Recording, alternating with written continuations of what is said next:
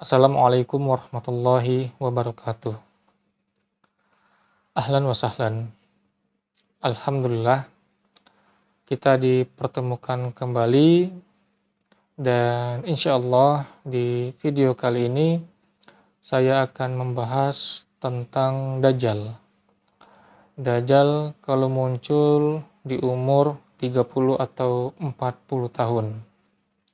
Ya mungkin di antara teman-teman ada yang terkejut dan tidak percaya dengan apa yang barusan saya sampaikan.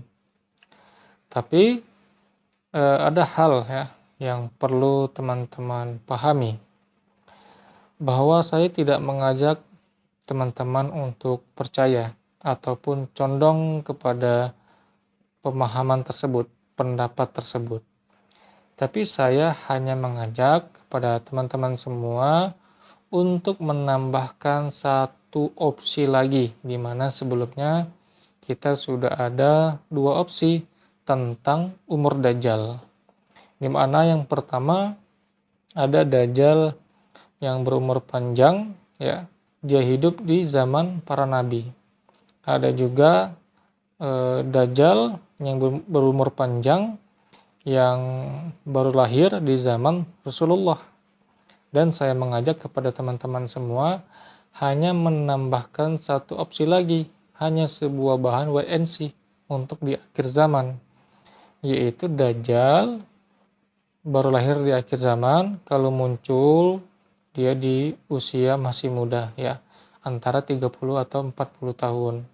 Tujuannya tetap sama, ya, tetap sama, yaitu supaya kita selamat dari Dajjal, supaya kita selamat dari fitnah-fitnahnya. Ya, kalau kita punya tiga opsi, fungsinya itu sangat bagus sekali sebenarnya. Ya, contohnya misalkan ada orang yang berciri-ciri Dajjal dan dia sudah hidup di zaman para nabi. Karena kita tahu ya ciri-ciri Dajjal itu berumur panjang, dia sudah hidup di zaman para nabi, ya akhirnya kita bisa selamat karena kita memiliki pemahaman tersebut. Begitu juga dengan Dajjal yang baru lahir di zaman Rasulullah. Karena kita punya dasarnya, punya ilmunya, kita bisa selamat.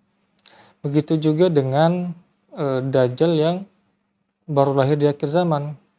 Karena kita punya opsinya bahwa Dajjal itu baru lahir di akhir zaman, kalau muncul juga di usia muda, 30 atau 40 tahun, akhirnya kita bisa selamat. Tapi kalau kita tidak menambahkan opsi, tidak mau wait and see, hanya dua saja, dua pilihan, yaitu Dajjal berumur panjang yang sudah hidup di zaman para nabi, atau yang baru lahir di zaman Rasulullah. Akhirnya pada waktu Dajjalnya ternyata berusia muda, 30 atau 40 tahun, ya kita akhirnya mengikuti Dajjal. Padahal ada dalilnya, ya, ada penjelasannya, bahwa ternyata ada Dajjal itu berusia 30 atau 40 tahun pada waktu kemunculannya. Ya, itu tujuannya teman-teman semua, ya. Saya hanya mengajak kepada teman-teman untuk menambahkan satu opsi lagi, di mana kita punya dua opsi sebelumnya tentang umur Dajjal. Ya, tujuan tetap sama, yaitu selamat dari Dajjal, selamat dari fitnah Dajjal. Baik, untuk tentang dalil, ya, pasti dalil lah yang kita butuhkan mengenai topik ini. Ya, teman-teman bisa buka ya di kitab Fathul Bari, di mana Al-Hafiz Ibnu Hajar menerangkan riwayatnya ini dari Ka'ab Al-Ahbar, di mana Ka'ab mengatakan Dajjal ini akan dilahirkan oleh ibunya itu di suatu tempat atau di suatu desa, ya, di wilayah Mesir. Jadi Dajjal itu lahirnya di Mesir, ya, di wilayah bernama Kus, daerahnya itu namanya Kus. Dan Ka'ab menjelaskan jarak antara kelahiran dan kemunculannya itu 30 tahun. Adapun di dalam kitab yang lain yang ditulis oleh Muhammad bin Ahmad As-Safari ini, yang berjudul Lawami Al-Anwar Al-Bahiyah wa Sawati Al-Asriyah bab keempat halaman 87 juz kedua disebutkan jaraknya itu 40 tahun. Jadi teman-teman bisa buka sendiri ya kedua kitab tersebut untuk mendapatkan keterangan dari Ka'ab kalau Dajjal muncul itu berumur 30 tahun atau 40 tahun. Baik, Al-Hafidz Ibnu Hajar menerangkan bahwa berita ya, yang disampaikan oleh Ka'ab ini sumbernya itu bukan dari Taurat ataupun dari Injil, tapi beliau dapatkan dari kitab para nabi. Kitab para nabi ini teman-teman sebenarnya adalah wahyu ya, wahyu yang diberikan kepada nabi-nabi yang lain. Ya biasanya orang-orang mengatakan sumber seperti ini sumber dari kitab apokrifah ya. Apokrifah yang tidak dimasukkan ke dalam kanonik. Ya contohnya bisa Zabur atau mushaf-mushaf yang lainnya. Nah, itu biasanya disebut kitab apokrifah ya, kitab para nabi. Dan Al-Hafidz Ibnu Hajar mengomentari apa yang disampaikan oleh Ka'ab ini adalah sebuah keterangan yang bisa dianggap salah, yang dianggap palsu, yang dianggap batil, karena bertentangan dengan hadis yang sahih menurut Al-Hafidz Ibnu Hajar, yaitu tentang dalil Dajjal itu adalah Ibnu Sayyad atau Dajjal yang dilihat oleh Tamim Ad-Dari di sebuah pulau. Ya, ini menurut Al-Hafidz Ibnu Hajar, ini adalah sebuah pendapat yang tidak menerima kalau Dajjal itu muncul di umur 30 atau 40 tahun. Ya, baik. Sekarang kita kan sedang mencoba ya. Jadi kita untuk membuka diri ya, memahami orang-orang yang meyakini kalau Dajjal itu muncul di umur 30 atau 40 tahun. Ya, untuk kita memahaminya sebaiknya kita mengenali dulu ya. Siapa itu Ka'ab? Siapa Ka'ab Al-Ahbar? Ka'ab Al-Ahbar ini adalah seorang tabi'in. Beliau baru masuk Islam di zamannya Umar bin Khattab. Beliau ini adalah seorang Yahudi ya, dari Yaman yang masuk Islam. Beliau ini memiliki pengetahuan yang mendalam tentang Taurat, Injil, ya, dan kitab-kitab para nabi sebelumnya. Jadi literaturnya ini luas, banyak sekali bacaannya. Makanya Ka'ab ini dihormati ya, disegani pada waktu itu. Beliau ini cendekiawan, ahli tafsir. Beliau juga sering ya menafsirkan Quran dengan kitab para nabi sebelumnya. Beliau ini biasa menasihati khalifah dan para sahabat yang lainnya. Dan beliau juga wafat di zaman Umar bin Khattab radhiyallahu an. Dan untuk melihat ya pengetahuan Ka'ab, kita bisa melihat dari pernyataan para sahabat ya atau sejarah. Ya contohnya misalkan dari Ibnu Zubair. Ya, Ibnu Zubair ini salah satu sahabat Nabi ya. Beliau menyatakan bahwa tidaklah Ka'ab memberitahuku sesuatu tentang kekuasaan kecuali aku melihatnya terjadi. Jadi Ibnu Zubair mengakui setiap informasi yang disampaikan kepada dirinya tentang kekuasaan itu semuanya terjadi. Artinya keilmuan tentang Ka'ab itu diakui oleh sahabat Nabi yaitu Ibnu Zubair. Kemudian ada riwayatnya yang bisa kita teliti sebenarnya. Kita bisa teliti apakah benar atau tidak. Ya contohnya ada riwayat yang beliau terangkan bahwa setelah kematian Rasulullah ya, Ada jaraknya itu 25 tahun, ada yang 50 tahun. Setelah wafatnya Rasulullah akan terjadi sebuah peperangan ya, di kalangan orang Arab. Nah, kalau kita teliti keterangan dari Ka'ab ini, 25 tahun setelah wafatnya Rasulullah, ya tepatnya itu 36 Hijriah, itu benar-benar terjadi peperangan ya di antara umat Islam, yaitu perang Jamal, kemudian susul dengan perang Siffin. Kemudian riwayat yang kedua tentang 50 tahun setelah wafatnya Rasulullah yang akan terjadi juga peperangan, tepatnya itu di tahun 61 Hijriah. Ini juga benar-benar terjadi ya. Terjadinya sebuah peperangan yang dikenal sebagai perang Karbala.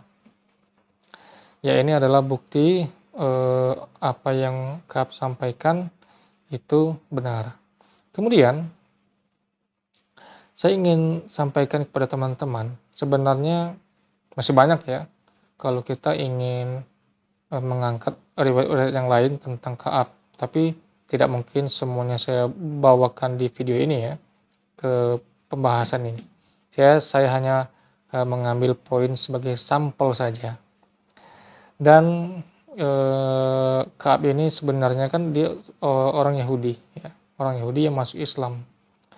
Dan beliau bisa mengenali nubuah-nubuah di dalam Islam. Ya, ini adalah sebuah sampel juga sebenarnya tentang firman Allah bahwa ahli kitab itu mengenali ya Islam ini seperti orang tua mengenali anak-anak mereka. Ya, contohnya Ka'ab ini adalah bukti benarnya firman Allah, di mana Ka'ab mengetahui tentang Nabi akhir zaman yaitu Rasulullah, mengetahui juga tentang keadaan setelah Rasulullah ya, seperti di zaman para sahabat ya, tentang kekuasaan, tentang peperangan ya, kemudian tentang di zamannya Umar ya, contoh di zaman Umar di mana Umar bertanya kepada Ka'ab apakah dia seorang khalifah atau raja. Ka'ab menjelaskan dia adalah seorang khalifah dan pengetahuannya itu dari ilmu kitab. Dan Umar bertanya apakah Ka'ab melihat tentang sifatnya, dan Ka'ab mengatakan ya ada sifatnya, di mana dia dikenali sebagai khalifah yang keras seperti besi, tidak takut kepada celaan siapapun dalam menegakkan kebenaran. Namun setelah itu Umar ini akan dibunuh oleh umatnya yang zolim, dan fitnah akan datang setelah kematiannya. Dan ini benar terjadi ya. Setelah wafat Umar itu banyak sekali fitnah-fitnah terjadi di umat Islam ya. Pembunuhannya Utsman, kemudian perang di zaman khalifahnya Ali ya, dan seterusnya. Jadi Ka'ab ini mengetahui Islam seperti orang tua mengenali anak-anaknya, di mana Ka'ab mengetahui tentang nubuah Rasulullah di zaman para sahabat hingga akhir zaman, hingga hari kiamat. Kok bisa pengetahuannya sampai ke hari kiamat? Ya bisa, karena ada riwayat yang menjelaskan bahwa Rasulullah SAW bersabda, sesungguhnya Allah telah memperlihatkan kepadaku dunia sehingga aku dapat melihatnya dan apa yang akan terjadi di dalamnya hingga hari kiamat, sebagaimana aku melihat telapak tanganku ini. Itu adalah penjelasan yang Allah tunjukkan kepada nabinya sebagaimana dia menunjukkan kepada para nabi sebelumnya. Nah, di sini adalah dalil bahwa pengetahuannya Rasulullah tentang peristiwa ya hingga hari kiamat itu juga diketahui oleh para nabi sebelumnya. Jadi nubuah tentang kemunculan nabi akhir zaman, kemudian nubuah tentang kondisi para sahabat, kemudian generasi setelahnya, kemudian generasi Al-Mahdi dan setelahnya hingga hari kiamat, itu mereka juga diberikan ya pengetahuan. Makanya hal wajar jika Ka'ab al-Ahbar mengetahui setiap kondisi zaman di dalam umat Islam ya, baik itu di zaman Rasulullah, di zamannya para sahabat, di zaman setelahnya hingga ke zaman Al-Mahdi dan setelahnya. Karena pengetahuan para nabi sebelumnya itu sama seperti pengetahuannya yang disampaikan kepada Rasulullah. Baik, saya rasa cukup untuk perkenalan kepada Ka'ab al-Ahbar sebagai penyeimbang ya, penyeimbang kita mengenai orang-orang yang tidak sependapat dengan Ka'ab al-Ahbar ya. Baik, eh, baik. Sebenarnya riwayat Ka'ab al-Ahbar tentang kemunculan Dajjal di umur 30 ataupun 40 tahun yang sumbernya dari kitab para nabi sesungguhnya tidak bertentangan dengan hadis yang lain. Bahkan bisa dibilang sejalan ya, sejalan dengan hadis yang lain. Di mana Rasulullah pernah menyampaikan bahwa Dajjal itu muncul sebagai seorang pemuda ya, seorang pemuda. Di mana kalimatnya itu dalam bahasa Arab yaitu syab ya. Syab ini adalah seorang pemuda. Ya mungkin kalau dari sisi yang tidak sependapat dengan Ka'ab, dimaksudkan pemuda ini adalah Dajjal itu awet muda dan stamina seperti seorang pemuda, tapi umurnya sudah tua. Tapi kalau kita dari sisi yang meyakini Dajjal itu muncul di umur 30 atau 40 tahun, sebenarnya kata syab ini merujuk kepada usia yang masih muda ya, dari umur 15 sampai 30 tahun. Tapi kalau kita mengikuti pemahaman Arab klasik, ini rentang waktunya lebih panjang dari 15 tahun sampai ke 40 tahun. Dalam literatur Arab ada pembagian-pembagian usia. Yang pertama at-tufulah, di mana at-tufulah ini adalah masa kanak-kanak ya, yang dari anak-anak sampai 15 tahun. Kemudian setelahnya itu adalah asyabab, yaitu usia dari 15 sampai 40 tahun. Kemudian selanjutnya adalah al-kuhulah, yaitu usia dewasa dari 40 sampai 50 tahun. Kemudian selanjutnya adalah asyakukah, yaitu usia dari 50 tahun sampai seterusnya. Ini adalah usia yang tua. Jadi kalau kita memahaminya secara bahasa, jadi kata syab ini adalah usia, merujuk kepada usia yang masih muda, 15 sampai 30 tahun, atau kalau dalam Arab klasik ini rentang waktunya sampai ke 40 tahun. Saya meyakini kata syab ini merujuk kepada usia 15 sampai ke 40 tahun. Karena ada sebuah hadis yang meyakinkan saya bahwa syab ini memang merujuk kepada usia, yaitu sebuah hadis di mana Rasulullah pada waktu Isra Mi'raj melihat Nabi Isa alaihissalam dan beliau mengatakan Isa sebagai pemuda.